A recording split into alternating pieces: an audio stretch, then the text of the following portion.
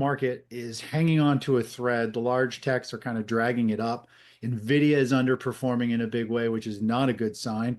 Used to be how Nvidia goes, the market goes. It's really struggling here, and not leading the way. So it's going to be interesting to see how this unfolds. I'm excited for a big correction in 2025, but it's going to apply a lot of pain to a lot of retirees and investors.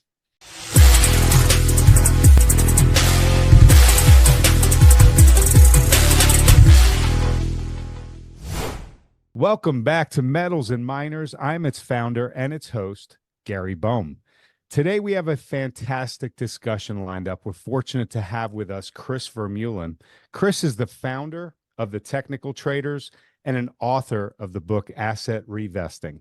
Chris's innovative approach to asset allocation emphasizes efficiency, resulting in systems that manage portfolio positions, exhibit low drawdowns, and consistently outperform the markets. Chris, thank you so much for joining us today. Thanks for having me, Gary. Pleasure, and happy holidays. Yeah, happy holidays to you. And I know you're on vacation doing this, so thank you Yeah, so much. no All right, problem. so let's begin with a look back on 2024 from an economic and market perspective. What surprised and shocked you? What fell right in line with expectations? And what are you expecting moving into 2025?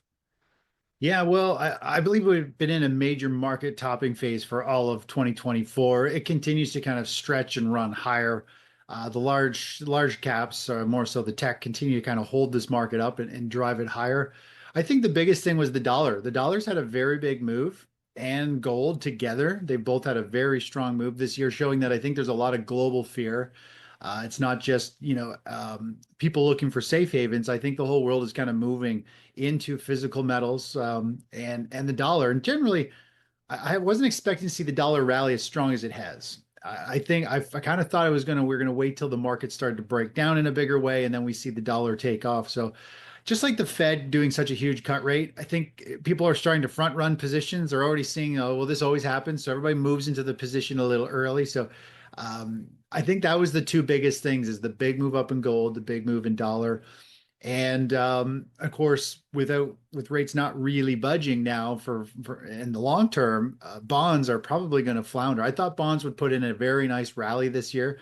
I thought the market was going to top, which would mean rates were going to get cut and bonds would go up. So that didn't happen. So I still believe all the same things are going to happen. I think it's just getting kicked down the road. The can's getting kicked down and stretched. As we know, the markets, if they don't shake you out, they will wait you out. And a trend will continue a lot longer than you want it to sometimes. Even if you see it coming, you have to, stick with it. And I think that's the big thing a lot of people missed this year is the rally. And a lot of people are worried the market's going to top. They don't know what to do. And they just see the market keep hitting new all-time highs pretty much every other month, or every month. The key is to stick with the trend and not trade what you think. Just trade what the charts are saying. Yeah. So, all right. So, Chris, market expert Jesse Felder, you may know him. He recently shared that market breadth has significantly deteriorated, with more than 60% of S&P 500 components declining on days when the index itself rose. Jesse compared this pattern to conditions seen during the dot-com bubble in 2000, where similar breadth weakness preceded the market's collapse.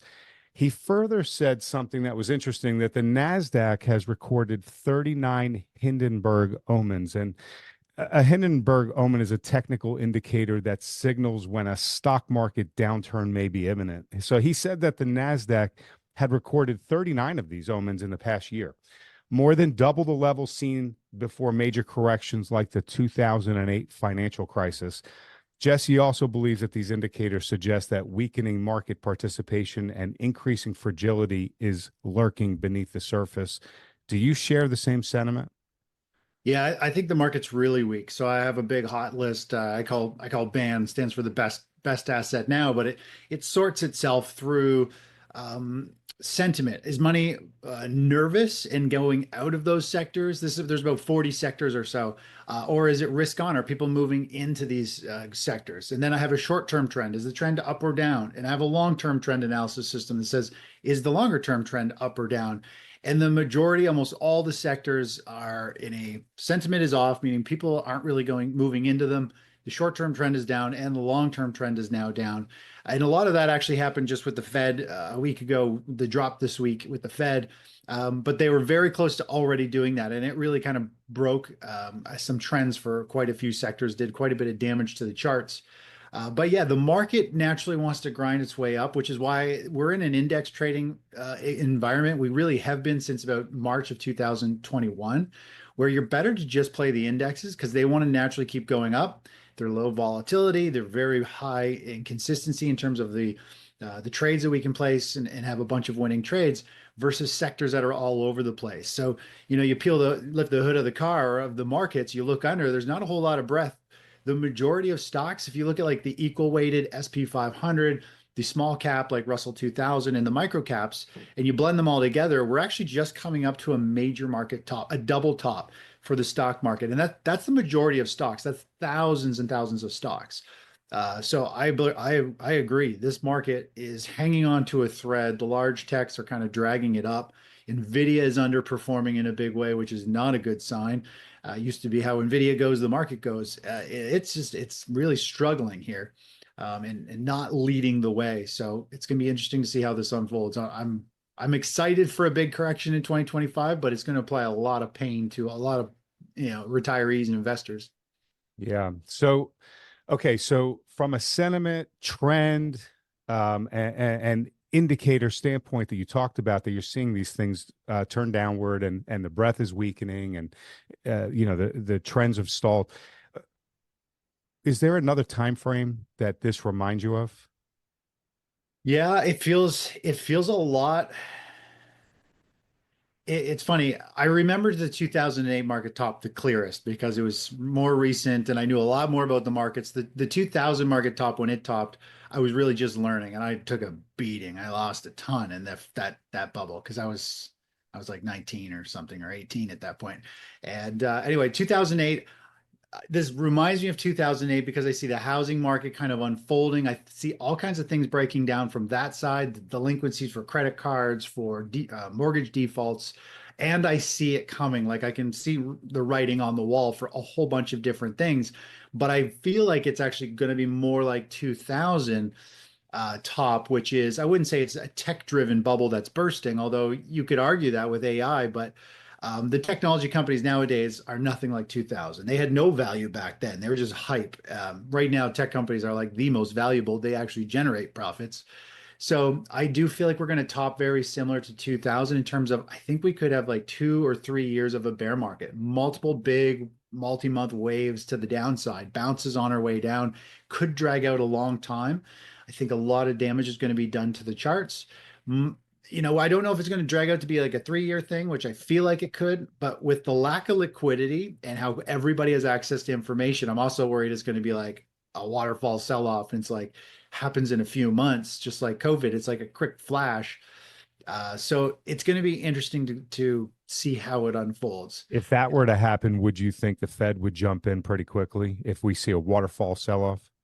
I do. I mean, the Fed doesn't really know what they're doing. I mean, it's like the blind leading the blind. Nobody knows what the future is going to hold. They put out their plan. They say we're going to do this now, but the reality is, they say they're not going to really drop rates much at all over the next year. But as soon as there's blood in the streets, which we haven't had any yet, they're going to panic and they're going to have to start cutting rates. And then bonds are going to probably become a very good play. But they're trying to throw people off by that huge rate cut they did like a month ago, which I don't even think was called for. And then they're saying they're not going to do any. I mean, they're throwing some great curveballs. But when Some push think comes that to was politically motivated. Who knows, right? yeah, yeah. I think when push comes to shove, the cycles that I look in the market, the economic cycle, the stock market cycle, all the different cycles between asset classes, like even real estate, and currencies and all that stuff.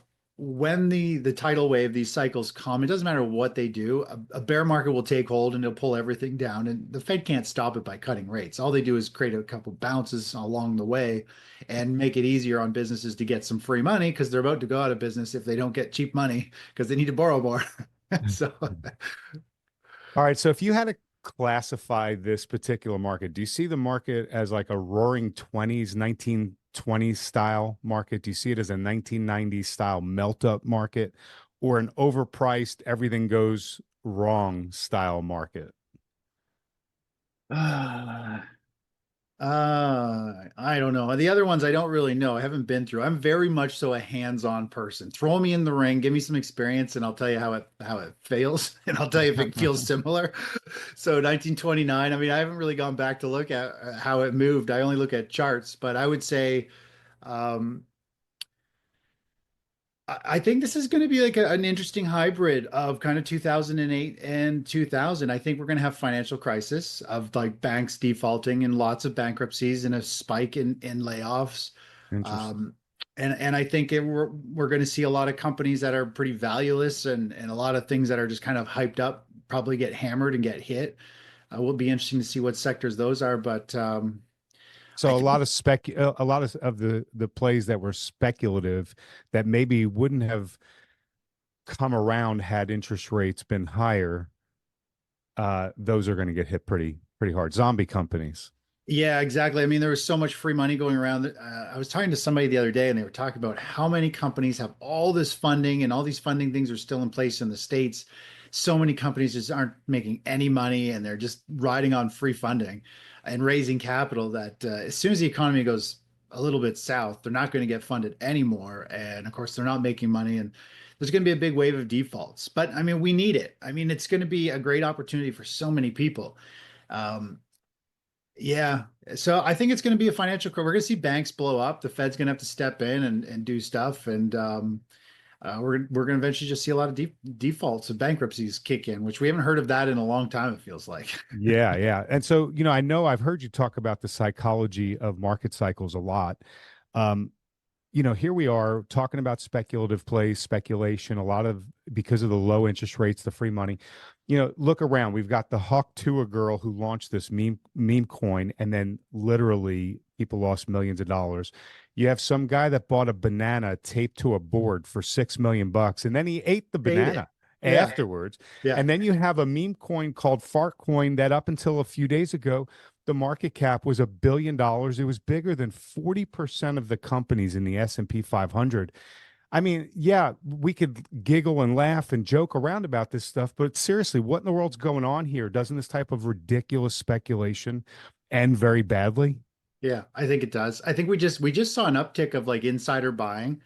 There was a big wave a couple months ago that but we're starting to see a big wave of insider buying too. And believe it or not, like this is part of the economic cycle as well. So when you follow industrial companies, they tend to do very well and outperform near the end of a stock market, end of a bull market, and they've been doing very well. And that's because business owners and plant managers they have good streak of business, COVID bubble, and the surge we have of the economy. They all start upgrading all their equipment and so all these industrial companies have got all this really good stuff. And when everybody starts to go all in thinking, we got this nailed, we got a booming business, let's upgrade our facilities, let's do all this stuff.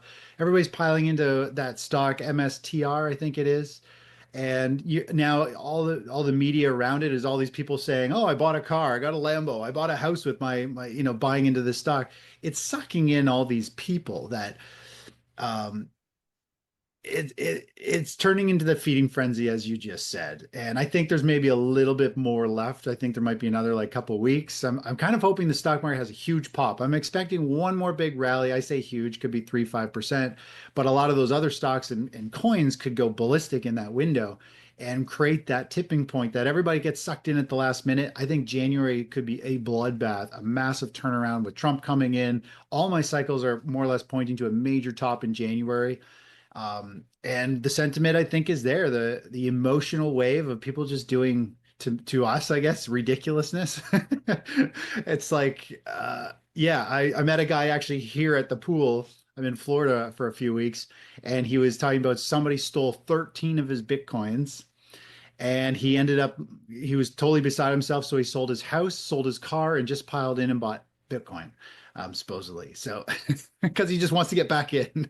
Like, Okay. I mean, it's nuts. I mean, people who go all in on one asset class that's that volatile um, it's not my style of investing, put it that way. I Yeah. want to protect and grow, not risk it and either be a superhero one day and then broke the next again. It's not my thing.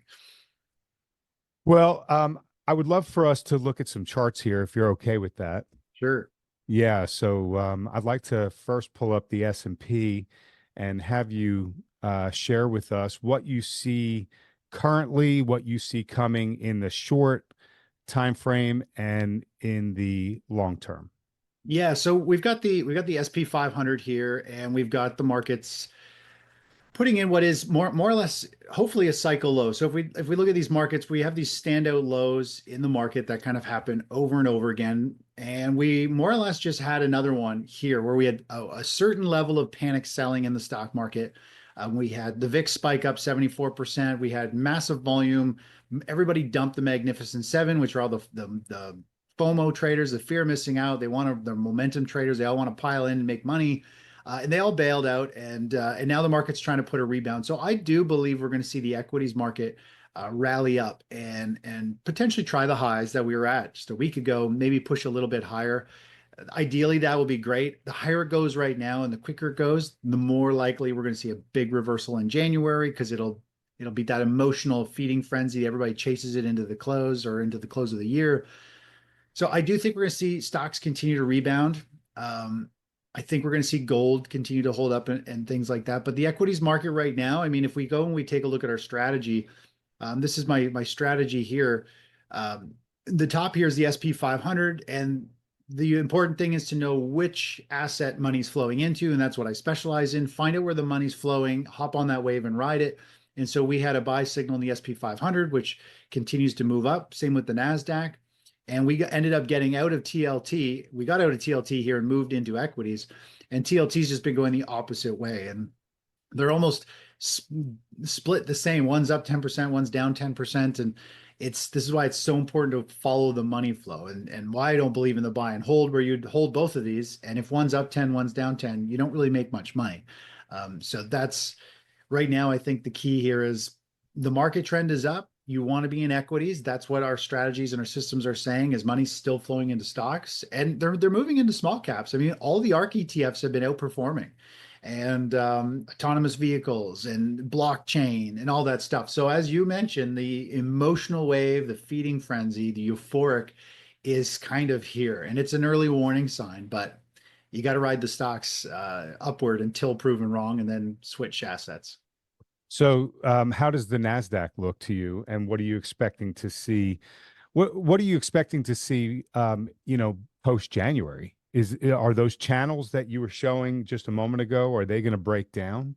Yeah, so I think they will. I'll just zoom out a bit here on the chart. So I think eventually we're going to see, if I was to just draw on this chart, now obviously no one knows what the future holds, but I do believe we're going to see this market. I think the NASDAQ might underperform a little bit. It depends how much window dressing we have in the next couple of days with advisors piling into the leading tech stocks to make it look like their clients were holding the best stocks. But anyway, I think the stock market could go up, test these highs. But then I do think we're going to have some big volatility. It's going to put in some type of kind of topping phase where there'll be volatility. It'll kind of trade in a range for a bit. January might be a sideways month with a lot of chop through it. And then maybe February it starts to break down. And then I believe we could go into like very big, sell off that I think the SP 500 could fall about 35 to about 55%. So there's a lot of downside potential. And of course, bonds might not perform very well for a long time, meaning both of them potentially go down for a bit, or bonds just flatline and don't perform while the stocks continue to fall. So it's going to be very painful for investors. So from the S&P and the NASDAQ standpoint, are you expecting that drop, that low in the drop, to touch the COVID low, to go below the COVID low? I think it's possible. I mean, let me just zoom out here on the chart a bit more. I think it's possible it could go back down to this COVID low. I mean, that's talking a huge crash. I think it would be somewhere more so around that 10,000 mark where it'll break this significant low. It'll just pierce it. So everybody really bails out. They're like, oh my gosh, it broke the 2022 lows. This is a terrible. That would be enough to spook the rest of the people out saying, I give up and have to get out. So does that incite the Fed to break out the helicopters? For sure. Yeah. Oh yeah. They'll be out. I mean, that's about a 50% pullback. It'll just break those lows. And that's for the NASDAQ, and the SP 500 be somewhat similar, in terms of percentage wise pullback. And the Fed will just start dishing out money, cutting rates. They'll throw in another QE program of some sort. Of course, it's that They're area, broke. They can do whatever they want. The game's broken and there are no rules.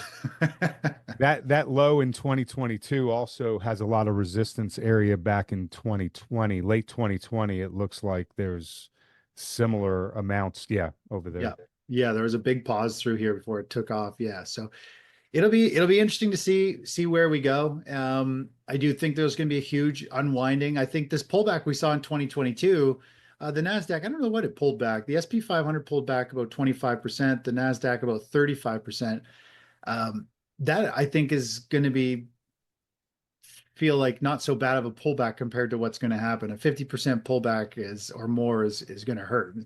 Um, Now, it would make sense in, after Trump takes office for it to, for with all the changes he's looking to make within the first 100 days, for there to be a shock to the market and for his administration to be able to blame it on the previous administration. For sure. He's shaking things up. Him and Elon are going to I think, do a lot of changes. Probably has a lot of people nervous. Tariffs could spark inflation and all kinds of stuff. So it's it's it's going to be interesting. But you know what? I mean, I think things need to get shaken up big time because it's not working, and they're digging a bigger hole. So I don't know if you can do much damage. Why not just like nuke the system they have and throw some fresh new rules in there? Maybe stick Yeah, to them. I don't know how much the baby boomers would appreciate what you just said, but I understand what No. you're saying. Oh no. Well, yeah, you got to be able to manage weather the storm, right? You don't want to just sit in assets and watch them all drop. You need to navigate them for Yeah, and sure. speaking of that cohort, from what I understand, their asset allocation is about 65 to 70% in the stock market, and at their age level, they should be more like 30%. So that's kind of a major Yeah. risk point for the markets with so much of that concentrated wealth Yeah. all into the market. Wouldn't you agree with that? Yeah. I mean, most of the money is the stats that I saw was the majority of the US stock market is held from people 50 years of age and up. And they all have a heavy weighting, like you said, generally like 60% or more. And a lot of them always have to get into more aggressive stuff, which is like individual stocks that they love, which in a bear market, the stock market might fall 50%, but their love stock will fall like 80 or 95%. So a lot of these people who have 65%, they've got volatile plays in there that are going to make their losses much more painful because they're holding a bunch of smaller sectors or individual stocks that fall way more percentage wise than the stock market. Yeah. All right. Well, let's turn to gold and silver. Let's pull out the crystal ball and see what you see for, in the near term for gold, and then what you see more, moving forward, let's say over the next 6 months. Are you seeing a precipitous drop along with the broader markets and then a rebound, coming out of that drop? What do you see there?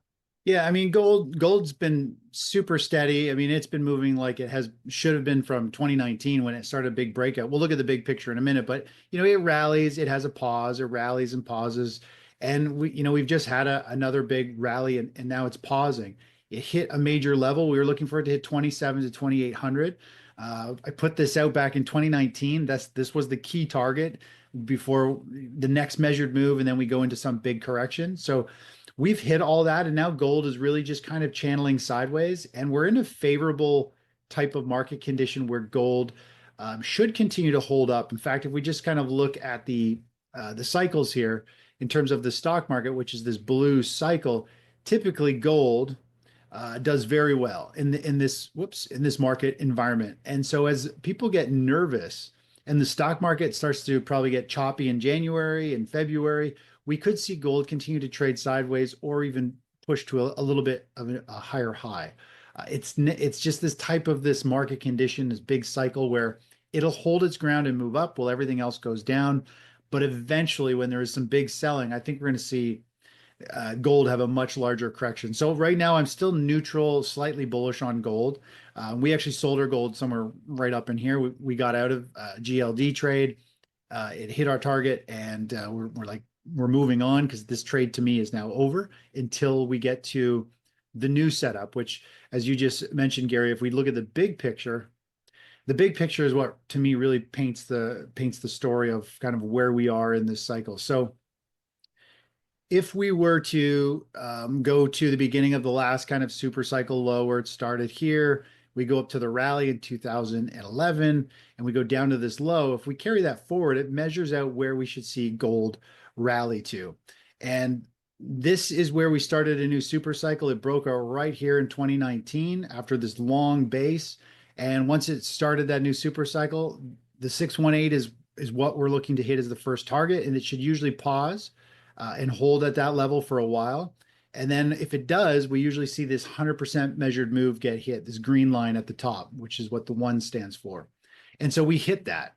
And what I find interesting is if we go back, last time we started a super cycle, we had a multi-year pause back over here as well, just like we experienced in gold now. And then gold took off and outperformed everything else, just like what gold has done right now in this phase here. It's outperforming and holding up very well. And then we get into the 2008 financial crisis. And once there's panic selling in the stock market and people are fearful and they're losing their jobs and there's margin calls and liquidation, all of that stuff, nothing really is going to hold its ground. And so I believe we're getting into this phase where gold might have another candle up or so. This is the monthly chart, so maybe another month or so up. But I do think it's going to correct 15 to 20% and pull back very similar to what we saw in 2008. And So that is going to be like somewhere around the breakout that it did back in March. yeah, I think it could settle somewhere right back down in there. Percentage wise, if we take a look, somewhere around 20-25%, I think will be kind of that pullback. And this will be like the last opportunity to get into gold. This will probably also be when gold miners come to life. And this is when you back your truck up and get back into gold miners for a very big rally like we saw back over here where gold took off, almost 200%. Miners skyrocketed hundreds and thousands of percent when you get into those small gold stocks. And of course, they'll be really fairly valued after a bear market, after gold's been hammered, and all the selling pressures hit. That I think is going to be the opportunity for that next golden opportunity, pardon the pun, for Yeah. that space. So Are that's you what I've been seeing- waiting for. Everybody's been waiting for that. And this rally in gold where miners never took part in it really is great. It's telling us, okay, we're on track for exactly what should happen. Now miners are unfortunately probably going to get hit hard, but then after this, if you survive it and you put fresh capital in after this bear market, it's going to be amazing. Okay. So you're expecting a post 2008 run up starting in 2025 after a crash. Or is it more, or it could be for a couple of years? What are you seeing there in terms of how long, how long does it take for the market, let's say in this case gold, to drop its 25%, hit, the breakout area from March, and then and then begin its ascent? Is that 6 months? Is that 3 years? What are you looking at there? I would like to think it'll be short-lived. I'd like to think gold should bottom before the economy, before the stock market. I think it would kind of be like gold and miners bottom first, and then the stock market bottoms, and then several months later, the economy finally bottoms. That's kind of the format, the flow that we see. So I would like to think gold will sell off and bottom in 2025. The stock market might drag out a lot longer than that. I think a lot of money could unwind and drive gold down, but I think it's going to be one of those very strong assets that people just want to move to. So I would think it's going to bottom next year. Equities markets could be a different story. They might flounder and might want to keep going lower longer than a year. It's really we have to just see how this market sells off, right? Is it a complete drop and automated trading and robots, just like the whole system drops and it's just the markets keep halting with these huge drops, and it happens in a very short window over a few months. I mean, the average bear market really is only about 8 months, 8 to 12 months. That's kind of the average window. So I would say somewhere in that year. Obviously, you can have ones that last like half a month, like COVID, or you could have ones that last 3 years, like 2000. So again, it's follow the price, just understand how to take advantage when it goes up and down, and how to identify those turning points. And coming out of that bottom, are you expecting for gold and the miners, are you expecting a multi-year run here, 2-3 years? Yeah, I think it'll be a multi-year run. Probably we'll see the crypto space do really well. I feel like they're going to go together. Although I do think crypto will fall with the stock market. I think It's kind of tough. I don't like the US dollar rallies. I don't follow crypto much, so I don't really know. I would naturally think Bitcoin would fall with the overall market. It's getting very tied in. It's the same kind of very similar wave of money moving into the stock market. It is still very mass psychology and non-traders and non-real investors in there trading it. They're kind of all playing it as an opportunity, but so it's very emotional driven. But it could perform well like the dollar. People might move into the dollar and they might move into Bitcoin. And maybe money comes out of gold and it does go to Bitcoin. And those are the two currencies. It'd be weird to see Bitcoin and the dollar rip higher together. Um, so it'd be interesting to see how that unfolds. Okay. And I'm assuming you see silver roughly in the same light as you see gold, being that it could be looked at as a little brother, but with an economy that's down in the dumps, you could see it getting hit a little bit harder than gold. Yeah. I think again, gold and silver might have a little pop and become a bit of a safe haven play. We see silver back up to 34, maybe 35 or so. It might have that push back up, but overall, it's probably going to do the same, have a fairly sharp correction, and then reset. And once that time is here, then then it's time to get back into it. But it's going to get hit just as hard. We saw it fall like 60+% in 2008. It's a small market. Once the selling starts, it drops like a rock. It's a small market. Once everybody starts buying it, it also takes off like a rocket ship. So Right. it's like a widowmaker. It's a lot like natural gas. It's kind of like, oh, it's not doing anything, and then boom, it just takes off, and you blink, you can almost miss it. I like gold because it's slower. You can see it coming. You can take advantage of it. But silver is just like when it drops, and when it pops, it just takes off. So you've got to be on the ball for silver. Is your technical analysis pointing to specific price point ranges for both gold and silver coming out of the lows? Um, it's not yet. So until we have a pullback, right now it's hit our measured move. So now we need some type of pause. If we have a pause, if it starts to move up from here, we'd be able to redraw where it goes. I usually just I don't usually predict more than one measured move, because after that you just really are multiplying it. And it really is, it's not the same. Once you have you have to wait for a new setup and pull back, and then you can tell how much momentum was there and accurately draw it forward. So I don't really have that yet. I gotta let Okay. the picture get painted before I start trying to, pick the next levels. All right. And so, Chris, I'm interested in looking at copper. Do you see copper as a mirror reflection of the economy? And if the economy is, um, going to do very poorly at some point here in 2025, then we're going to have a major crash. I see the huge drop in 2008. Are you seeing, yeah, right there. Yeah. Are you expecting something similar to that? Yeah, I think we'll see something similar. I think the economy is going to come to a grinding halt. The housing market, to me, is painting a picture that things are going to get really ugly, uh, and so I think copper is going to get hit. The building's going to come to a grinding halt.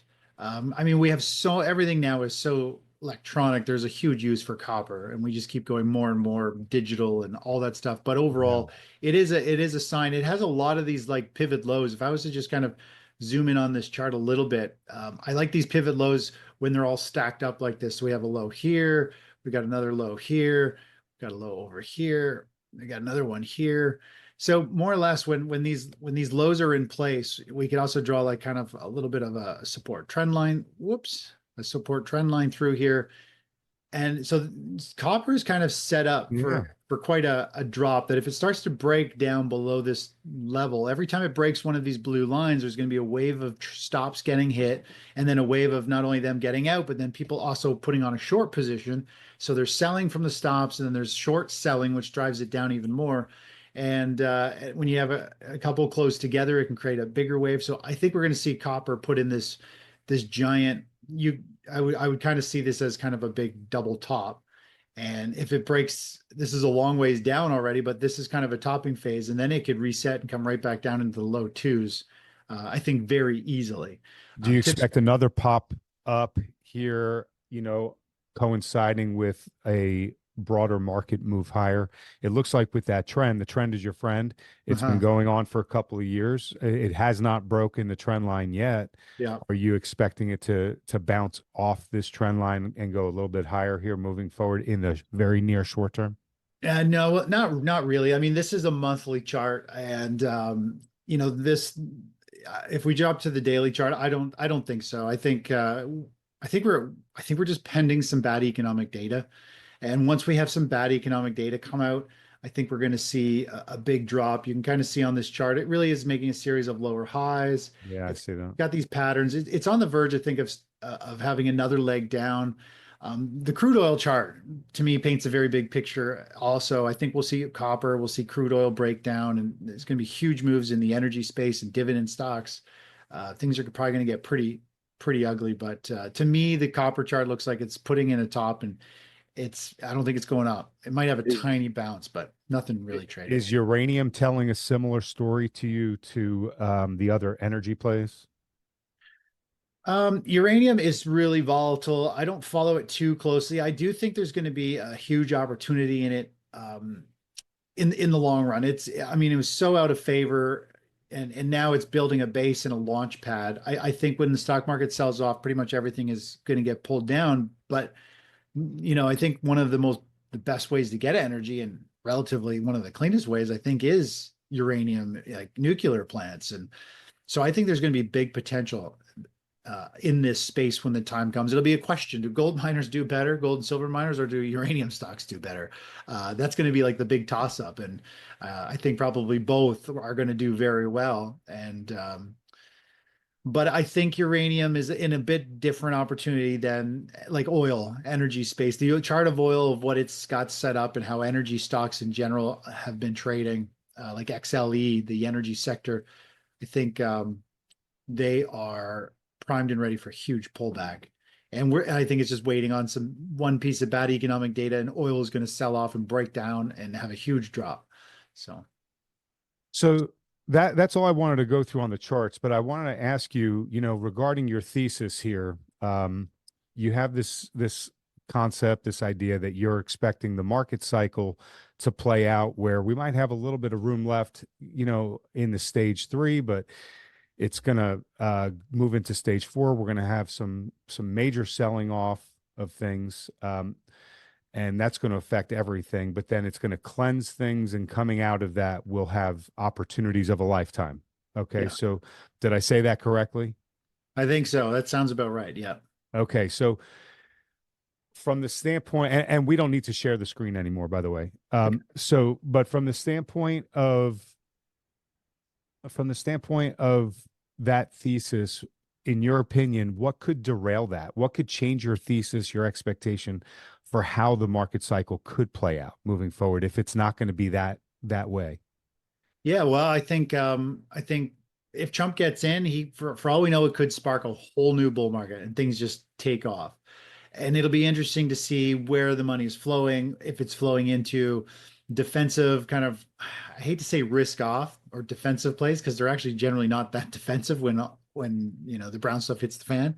But like if money's flowing into precious metals and miners, and it's going into utilities, um, that could be a sign. If the US dollar starts to fall, that could be a sign that, hey, money is actually like sorry, the dollar keeps going up. Everybody's looking for safety. And if we see people going for safety, then I believe the music will come to an end. But if the markets take off and we just start seeing all kinds of growth stocks picking up, if we see venture capital money, if we start seeing like more big exits and lots of funding and IPOs and like right now, investors are not investing in anything. Like you just look at the joint, all that money, like everybody's just closed their wallets. Everybody's like, no, we got all the risk we need, and what we have isn't working.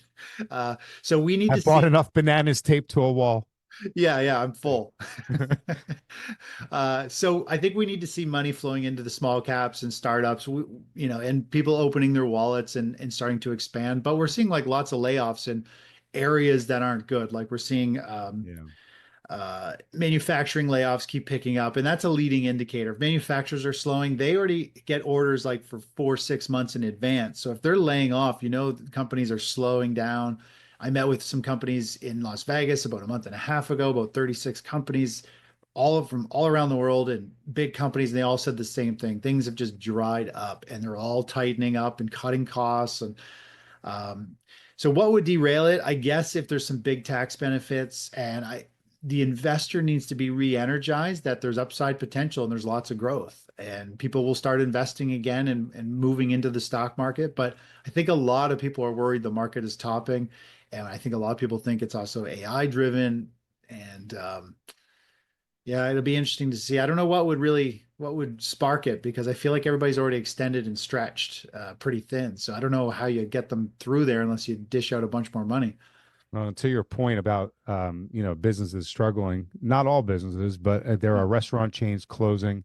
There are at the lower end of the economic ladder, stores like Big Lots, Dollar Tree. A lot of those are declaring bankruptcy, closing up all their stores. That's got to mean something. Yeah, yeah, yeah. It's not good. I mean, all the economic data that I follow just is showing that the momentum has slowed, and in some cases, it's already turned around. But I think the shoe's about to drop. I think we're very close to seeing a big breakdown in real estate, which I keep bringing it up because most investors are pretty big into real estate. If you own a piece of real estate, it's a pretty big chunk of money. A lot of people have multiple properties.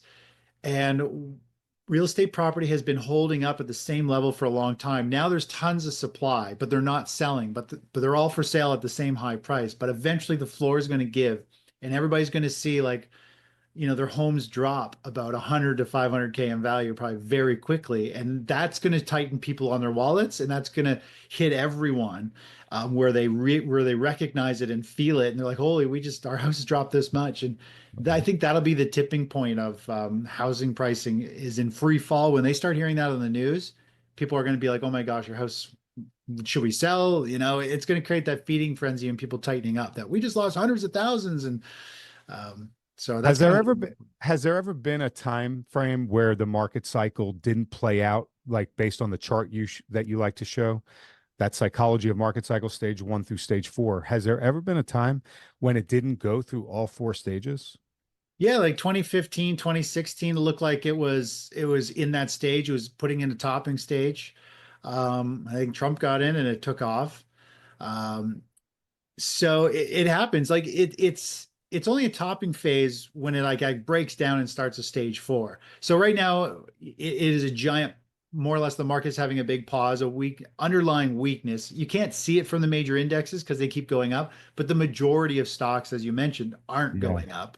Yeah. And so the market is having a big pause. This pause looks like a market top. But if it breaks to the upside and shows like broad market, everything is going up, then it was just a big pause and we're starting a new cycle to the upside. If it breaks down, we'll be like, okay, that pause was a stage 3 confirmed, and now we're in a bear market. Look out below. So we're in this like just wait and see mode, and we need to see if there's enough strength to move everything up with commitment and volume to start a new bull market, or does it just fizzle out here and roll over and break down? And well, you're definitely invited to come back on and share with us if it breaks higher into a new bull market and explain to us how that's happening, or if it breaks down and we're moving into that stage 4 for sure. Yeah. Well, this has been a fantastic conversation. Before we wrap up here, and I ask Chris our final question, I want to point everyone over to our Substack. Go to metalsandminers.substack.com. We post content on the consumer economy, markets, artificial intelligence, individual metals and miners, and all the expert interviews that we conduct, just like this one. They're all up there. And when you subscribe, we want to give you a free gift. It's a report that we wrote. It's based on the Ray Dalio foundational premise. It's titled, If You Don't Own Gold, You Know Neither History Nor Economics. This free gift is a must-read for everyone on why we all should own gold. So head over to metalsandminers.substack.com, put in your email address to subscribe, and receive the free gift on us. Also, I'm positive that you've enjoyed the conversation with Chris as much as I have. Please let him know. Hit the like and subscribe button and leave a comment below the video. All right, it's now time for the Golden Nugget segment. Chris, let's discuss a future scenario that I've been asking most of my guests lately. This will be the final one for the year. Picture a dinner party during Christmas 2029, 2 tables. One table's very happy, One table's very sad. The folks there, they invested at the end of 2024, going into 2025, into different types of assets. And now here they are 4 years later, 2029, some happy, some sad. What do the two tables represent to you in terms of asset classes? What to hold for that many years? Holy geez, that's a tough one. So I would say, well, as you just pretty much stated, if you don't own gold, you don't know history. I think gold, silver will probably be one of those best assets to hold. So that'll be the happy table, saying I'm glad we have physical. Obviously, fiat currencies have always blown up, and now there's more reasons for it to blow up with crypto too. So I I don't want to say crypto because I just don't know that space. I like gold. I have a lot of physical gold and silver for the reason because I understand it. Um, so I think the happy table is precious metals. I think the sad table, you know what? The sad table could actually be real estate Wow. because it has been such a bubble and has taken off. And I think rates could struggle with inflation and they're going to have to come down in value. And I don't, real estate goes a long time without really moving up. Sometimes it can go like, it'll trend up a little bit, but it'll plateau for a long time. And I think we just had a huge leg. And I got a feeling real estate, you got to really wait for the bottom. You got to pick the proper pieces of property. You can get premium rents on them. Um, it, over the next 4 or 5 years, I think I think they'll be okay. They'll be safe if once the wipeout hits, but I don't think you're going to see real estate skyrocket and make big money. So I think gold, silver have got the opportunity for like 100, 200%, silver even more. Real estate, I just don't see that upside. I think it's actually going to be a very tough go in real estate. Interesting. Well, Chris, thank you so much for coming on to Metals and Miners, for being so generous with the time, your analysis, your ideas. It's been awesome to spend the time with you. I know you're on vacation. We really appreciate you carving out this time. Would you care to please summarize your views on what you covered today real quick and let everybody know where they can learn more about your work and how they can connect with you? Sure. Yeah, I think the big takeaway is to understand the only way we as investors make money holding something moving up or moving in the direction that we want. News and fundamental data is never in line with the trends. And I'm a technical trader, so I think everybody needs to have a strategy and understand how to track trends, how to know if the trend is strong enough and it's worth getting in, and also know when they change direction. And that's what I specialize in, is identifying where the money's flowing. Like I showed on that one red and green chart, it's either you're in equities or bonds. It could be the dollar, it could be precious metals. You need to know which assets the money's going and hop in those, manage risk. And yeah, I think that's the big key, is try not to get emotional with all the news because it won't be in line. So focus on the money, focus on the price, and follow it. And then in terms of you can follow my work on YouTube at The Technical Traders, or go to my website, thetechnicaltraders.com, and I share my charts every morning before the opening bell. We walk through intraday charts, and we cover all the different asset classes, what's moving, why, gaps, and how to fade them, and how to trade the pops and drops, and all kinds of opportunities. And we just recently did a Bitcoin trade, which was the first Bitcoin trade I have done in 10 years. I bought Bitcoin a decade ago. And finally, the first setup was here. We bought it about a month ago and we sold it for 40% when it hit. It was 108,000 was our target, hit our target. We got out. Pretty amazing trade. But I share everything I do in my portfolio is what I share with subscribers. So people just copy my trades. I don't make trades to give out. I just manage my money. You copy what I do, and I explain why in my videos. So we're really just trading together. That's what I do. You learn and earn at the same time. That's awesome. Congratulations on your trade, by the way. So I will put all of that information up on the screen. It'll also be in the description area for everybody to click through. Chris, I've been following you for several years now. We had a similar discussion earlier in the year, which was wonderful and appreciated. And so everyone, go ahead and follow Chris. Take a look at the work that he's doing. It's very important. He's giving very timely indicators here. And so he's somebody you want to be connected with. So go check him out. Chris, I look forward to having you back on sometime soon. Happy New Year to you. Merry Christmas to you and your family. Thank you for being here with us. And everybody else, thank you for watching. Thanks, Gary. Appreciate it. And everybody have a great holiday. I want to point everyone over to our Substack. Go to metalsandminers.substack.com. We post content on the consumer economy, markets, artificial intelligence, individual metals and miners, and all the expert interviews that we conduct, just like this one. They're all up there. And when you subscribe, we want to give you a free gift. It's a report that we wrote. It's based on the Ray Dalio foundational premise. It's titled, If You Don't Own Gold, You Know Neither History Nor Economics. This free gift is a must-read for everyone on why we all should own gold. So head over to metalsandminers.substack.com, put in your email address to subscribe, and receive the free gift on us.